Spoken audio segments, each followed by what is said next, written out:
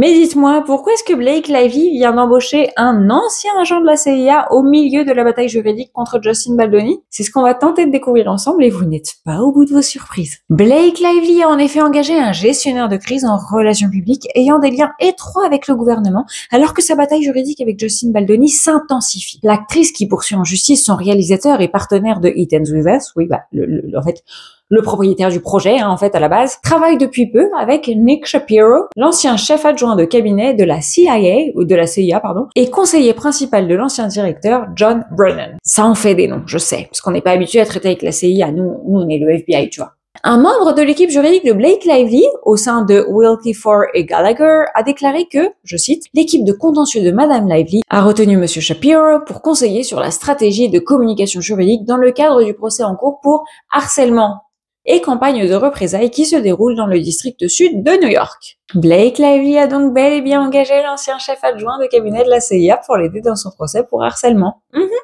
Cependant, ce n'est pas pour son rôle d'ancien agent de la CIA qu'il a été embauché, mais c'est pour ses compétences en gestion de crise qui sont apparemment aussi récentes que la création de son agence 10th Avenue Consulting. Nick Shapiro a travaillé à la CIA de mars 2013 à mars 2015 sous l'administration du président Barack Obama, période pendant laquelle il a été conseiller principal du directeur de la CIA, qui était à l'époque John Brennan, comme je vous l'ai dit. Ça, c'est ce qu'on peut lire sur son profil LinkedIn et que je suis allée chercher parce que je suis une fouine.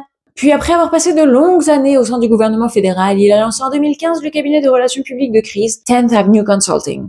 Vous en conviendrez, le choix de Nick Shapiro semble être un choix peu conventionnel pour Blake Lively étant donné que le bourbier juridique dans lequel elle se trouve n'a pas de lien direct avec la politique de manière évidente, ou en tout cas pas vu. Peut-être qu'elle l'a confondu avec Rob Shapiro, l'avocat des stars, et celui qui a notamment défendu O.J. Simpson. Possible qu'elle se soit trompée?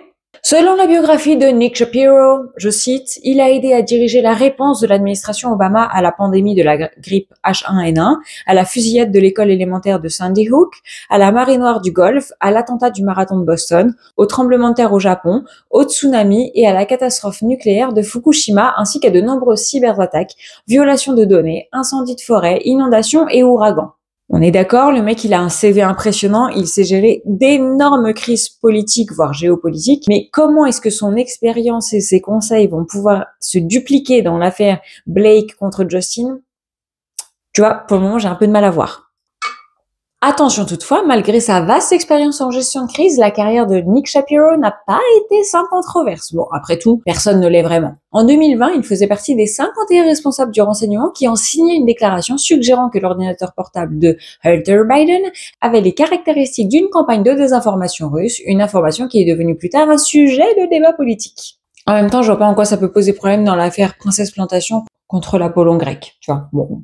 La nouvelle de l'implication de Shapiro dans l'affaire de Lively survient une semaine après que sa publiciste, Leslie Sloan, celle de Lively, pas celle de Shapiro, a demandé au tribunal d'être écartée de la procédure judiciaire. Oui, on parle bien de la Leslie Sloan que Justin poursuit actuellement en justice au même titre que l'actrice et son mari Ryan Reynolds. Dans une motion du 20 février obtenue par E! l'avocat de Leslie Sloan a fait valoir qu'il n'y avait aucun fondement à l'accusation de Baldoni, selon laquelle elle aurait dénigré dans la presse, alléguant que l'acteur l'avait entraîné dans une bataille juridique comme un exercice de poudre aux yeux et de miroir aux alouettes pour détourner l'attention des accusations de Blake Lively.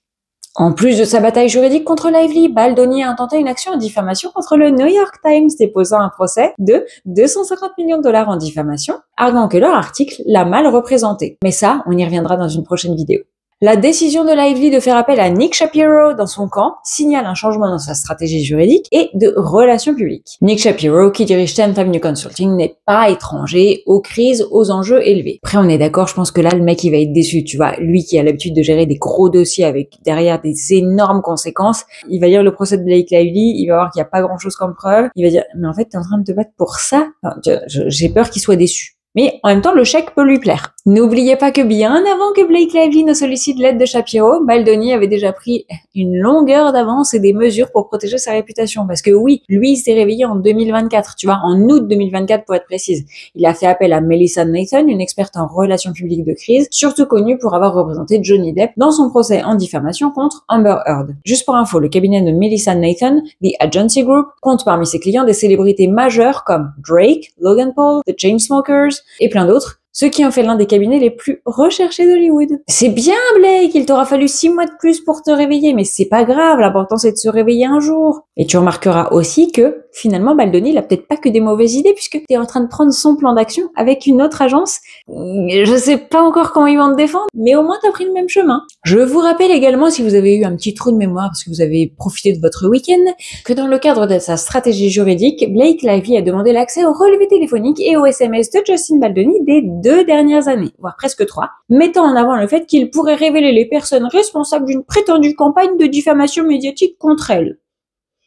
Cependant, le juge du district américain, Judge Lyman, mon héros, a jugé que la demande était bien trop large et trop intrusive. En outre, le juge a spécifiquement remis en question la chronologie des allégations de Blake Lively, notant qu'elle cherchait des dossiers remontant en 2022, alors que elle-même a prétendu que cette fameuse campagne de diffamation n'avait commencé qu'en 2024.